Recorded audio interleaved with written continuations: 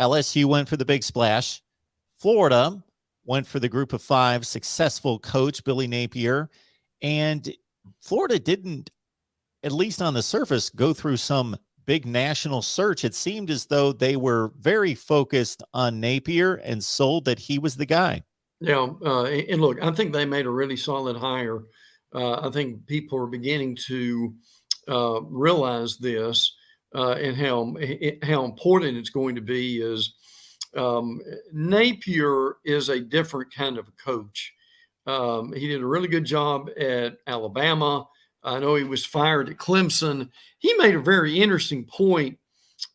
He was a 29-year-old offensive coordinator at Clemson.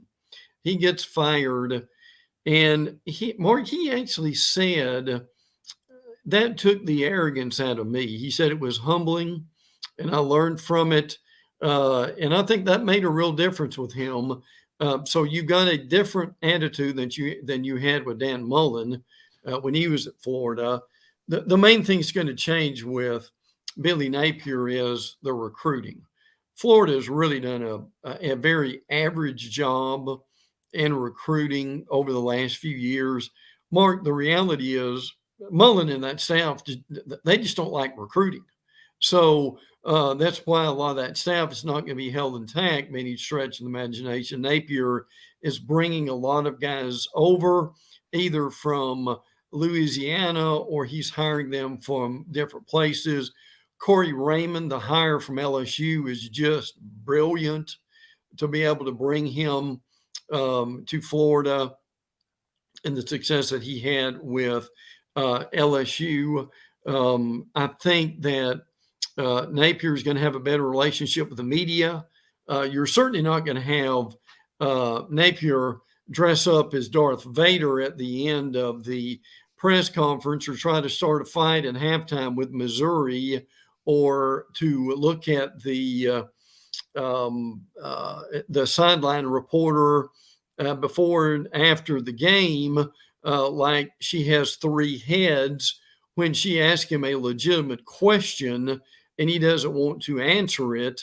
So, and I think Napier would do a better job with the quarterback situation. That was messed up from the beginning this year with Emory Jones and Anthony Richardson. Richardson has a meniscus issue and won't be able to play in the bowl game. So that's unfortunate. Now, Florida's lost their share of recruits and players. Zachary Carter on the defensive line, one of the more recent ones who left. Jacob Copeland has done the same thing. But Mark, this is kind of like Steve Sarkisian at Texas. We were talking a few minutes ago. There are frankly some blessed subtractions on a football team. And I think what's happening here is Napier is sitting down with these guys, telling them where they fit in, giving them a chance to compete. If they don't want to do that, they will move on.